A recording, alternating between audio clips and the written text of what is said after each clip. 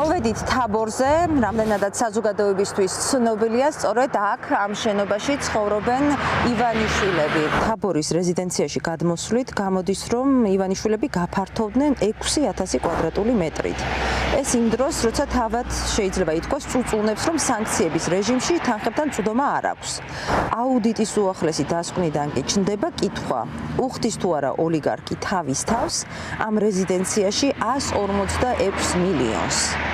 და ერთი პატარა დეტალი. მერიამ ნებართვა გასცა გოლფ კლუბის მშენებლობაზე. მიიღო კიდეც ექსპლუატაციაში როგორც გოლფ კლუბი და გამოდის, რომ აქ ივანიშვილების საცხოვრებელი სახლია, რომელიც ხალხისთვის ნაჩუქარი საქველმოქმედო ფონდის კუთვნილებაში არსებულმა კომპანიამ ააშენა. კიდევ ერთი დეტალი. მშენებლობისთვის უზარმაზარი სარეკრეაციო სივრცე განადგურდა. ამისათვის ჭრიდნენ ასეულობით ხეს და ანადგურებდნენ თაბორის სარეკრეაციო სივრცეს. მერიას გონია, მერიამ იცის, რომ აქ გოლფ კლუბია, ამის ნებართვაა გაცემული. შემდგომ ნებართვის პირობები დაირღვა, უფრო მეტი სივრცე დასჭირდათ.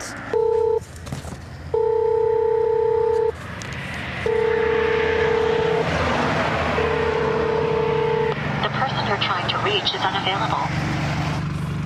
ეს რომ გოლფის კლუბი იყოს, როგორც გვპირდებოდნენ, ნებისმიერ მოქალაქეს შეუძლია მოსვლა და შესვლა. ჩვენ არ შეგვიძლია. ჩანს მანქანები, სავარაუდოა, მაღალი ალბათობით ლონდონის სასამართლოს გადაწყვეტილებას ივანიშვილები მოისმენენ აქ. გავიხსენოთ, რა იძებნება არქივში. მაგალითად, რას ამბობდა ირაკლი ქარსელაძე, რომლის გარშემოც ახლა წრე ძალიან ვიწროვდება, მაშინ 2017 წელს, როდესაც ივანიშვილის სახელით გამოჰქონდა თაბორის რეზორტის პროექტი. თაბორის პროექტთან დაკავშირებით შეგახსენებთ, რომ ერთი წლის წინ ჩვენ საჯარო აუქციონის მეშვეობით შევიძინეთ 30 ჰექტარი მიწის ნაკვეთი იმისათვის, რომ დედაქალაქს ქონოდა უპრეცედენტოდ დიდი სარეკრეაციო კეთილმოწყობილი და სხვადასხვა სარეკრეაციო ფუნქციით დახუნწული სივრცე, სადაც დედაქალაქის მკვიდრი და დედაქალაქის სტუმრები შეძლებდნენ ელემენტარულად დასვენებას ოჯახებთან ერთად, კულტურულად ამ ყველაფრის გაკეთებას, იგივე სპორტულ ღონისძიებებს ჩაატარებდნენ ან ნებისმიერ სხვას ველოსიპედით ან სხვა. ეს არის სარეკრეაციო სივრცე, ეს იქნება ახალი ფილტვები, რომელიც ექნება ქალაქს. აცხადებს თანაინვესტირების ფონდის სამეთვალყურეო საბჭოს თავმჯდომარე ირაკლი ქარსელაძე.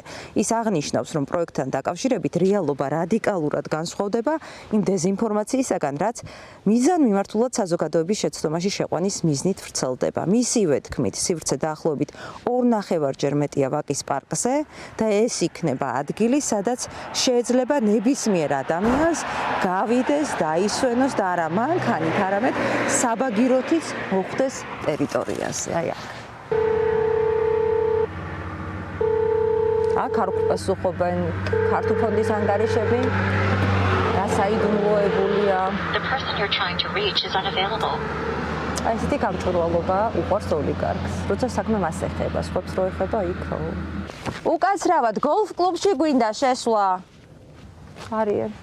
მაგრამ პასუხის გაცემა ამათაც არ სურთ. გაჩვენებთ ფოტოებს.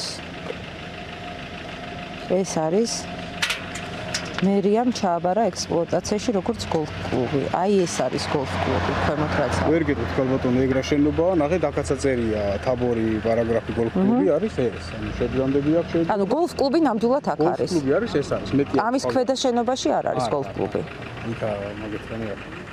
ახლა ვურეკავთ გიორგი თორაძეს, რომელიც არის თაბორი რეზორტის დირექტორი, რომლის საკუთრებაშიც არის გოლფ კლუბად აშენებული სახლი. აი მან ნამდვილად უნდა იცოდეს, ეს სინამდვილეში გოლფ კლუბია თუ ივანიშვილების რეზიდენცია. ალო, ბატონ გიორგი, გამარჯობა. გაწუხებთ ფორმულადან ჟურნალისტი. ერთი საკითხის დაზუსტება მინდა. არის თუ არა უშუალოდ გოლფ კლუბის შენობა ბიძინა ივანიშვილის რეზიდენცია?